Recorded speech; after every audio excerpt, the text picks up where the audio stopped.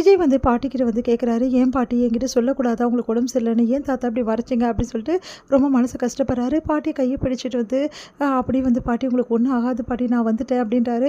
"வந்துட்டியா விஜய்? நீ இல்லாம என்னால இருக்கவே முடியலடா. நீ எங்கேயோ, நான் எங்கேயோ, எனக்கு எவ்வளோ கஷ்டமா இருக்கு தெரியுமா? நீ இல்லாத ஏக்கம் தான் அதிகமா இருக்கு விஜய்" அப்படி சொல்லிட்டு சித்தி வந்து சொல்றாங்க. "அதான் நான் வந்துட்டேனே பாட்டி, நீங்க கவலைப்படாதீங்க, நான் உங்க கூட இருக்கேன்" அப்படின்னோன அப்படியே நிம்மதி அடைகிறாங்க பாட்டி.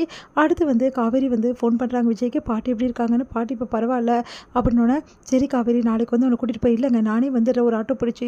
"இல்லை காவேரி நானே வரேன்" அப்படின்றாரு. "பரவாயில்லங்க இருக்கட்டும், நாளைக்கு காலையில் நான் சீக்கிரமாக வந்துடுறேன்" அப்படின்னு சொல்கிறாங்க. காவேரி வந்து அவங்க அம்மா கிட்ட இந்த விஷயத்தை எல்லாத்தையும் சொன்னோன்னா அவங்க அம்மா வந்து, "என்னடி சொல்கிற பாட்டிக்கா?" அப்படின்னு. "ஆமாம்மா." "சரிடி நானும் பார்க்க வரேன்." "இப்போ வேணாம்மா, நாங்கள் போய் 2 பேரும் முதல்ல பார்க்குறோம், அப்புறம் பார்க்கலாம்" அப்படின்னோன்னா விஜய் வந்துடுறாரு. விஜய் பார்த்துட்டு, "நீ எங்கே இங்கே வந்தீங்க? நான் அதான் வரேன்னு." "அதெல்லாம் வேணாம் காவேரி, இந்த டைமில் தனியாலாம் வரக்கூடாது, நீ வா" அப்படின்னு சொல்லிட்டு எல்லார்கிட்டையும் சொல்லிட்டு கிளம்புறாரு. விஜயும் காவேரியும் கிளம்புறாங்க. இங்கே விஜயும் காவேரியும் வராங்க. காவேரி பார்த்துட்டு வந்து மாசமா இருக்க காவேரி பார்த்துட்டு அப்படியே வந்து ரொம்ப சந்தோஷப்படுறாங்க நம்ம வந்து பாட்டி.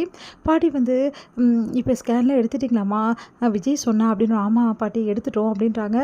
"குழந்தை நல்லா இருக்கான்னு?" கேட்குறாங்க. "நல்லா இருக்கு பாட்டி, நீங்கள் எப்படி இருக்கீங்க? உங்கள் உடம்பு எப்படி இருக்குது?" அப்படின்னு சொல்லிட்டு காவேரி வந்து எல்லா நலம் விசாரிக்கிறாங்க. அடுத்து வந்து விஜய், காவேரி, அதுக்கப்புறம் அவங்க சித்தி எல்லாருமே நல்லபடி பேசுகிறாங்க. பாட்டி வந்து முன்ன மாதிரி இல்லாமல் காவேரி கிட்ட ரொம்ப நல்லா பேசுகிறாங்க.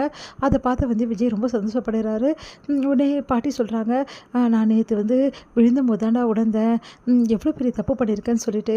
வாழும்போது வந்து என்னத்தை நம்ம வந்து போகும்போது எடுத்துகிட்டு போகிறோம், வாழும்போது நிம்மதியாக வாழணும், அதுக்கான வழியை தானே பார்க்கணும். என் பேரன் கூடவும் நான் அந்த அவன் குடும்பத்து கூட இருக்கிறது தானே என் சந்தோஷம். அதை விட்டுட்டு நான் ஏன் இப்படி இருக்கணும், அப்படி தான் நான் யோசித்தேன் விஜய்" அப்படின்னோடனே, உடனே வந்து, "பரவாயில்ல பாட்டி விடுங்க, நடந்தெல்லாம் நடந்து போச்சு, அதை பற்றி எதுக்கு பேசிகிட்டு இருக்கீங்கன்னொன்னே." "இங்கே பாரு வந்து காவேரி, நான் இப்போ சொல்கிறேன் காவேரி, மனப்பூர்வமாக உன்னை நான் வீட்டில் ஏற்றுக்கிறேன். நீ வந்து நீயும் பாப்பாவும் எல்லாமே இங்கே தான் இருக்கணும் விஜய் எல்லாம். இதாம்மா என்னோட முடிவு, நீ என்னம்மா சொல்கிற?" அப்படின்னோடனே விஜய் பார்க்குறாங்க காவேரி. உடனே விஜய் வந்து சொல்கிறாரு, "இங்கே பாருங்க பாட்டி, நீங்கள் ஏற்றுக்கிறது எனக்கு ரொம்ப சந்தோஷம். இப்போ காவேரி மேலே உங்களுக்கு எந்த கோவம் இல்லைன்னு எனக்கு நல்லா புரிஞ்சு போச்சு. ஏன்னா நீங்கள் காவேரியை ரொம்ப நல்லா பார்த்துக்கிறீங்க, அவளை வந்து அன்பாக பேசுகிறீங்க, அதெல்லாம் எனக்கு சந்தோஷம் தான். ஆனால் கொஞ்ச நாள் நாங்கள் அங்கேயே இருக்கோம் பாட்டி. அதுக்கப்புறமா ஏன்னா நாங்கள் ஒன்றும் எனக்கு இல்லாதபோது அங்கே நான் போகும்போது மறுபடியும் நான் இங்கே வந்தால் நல்லா இருக்காதுல்ல. காவேரிக்கு குழந்தையெல்லாம் பிறக்கட்டும், அதுக்கப்புறம் நாங்கள் வரோம் பாட்டி. எப்படியும் காவேரி வளகாப்பு பண்ணி நம்ம அங்கே தான் அனுப்ப போகிறோம், அதனால தான்" அப்படின்னு சொல்லிட்டு சொல்கிறாரு. அதை கேட்டுட்டு வந்து, "சரி விஜய், அப்போ குழந்தை பிறந்தோன்னு நீங்கள் 2 பேரும் வந்துடணும் சரியா வீட்டுக்கு?" அப்படின்னோடனே, பார்க்கலாம் பாட்டி." "என்னடா பார்க்கலான்ற, அதை பற்றி பின்னாடி பேசுவோம் பாட்டி" அப்படின்றாரு.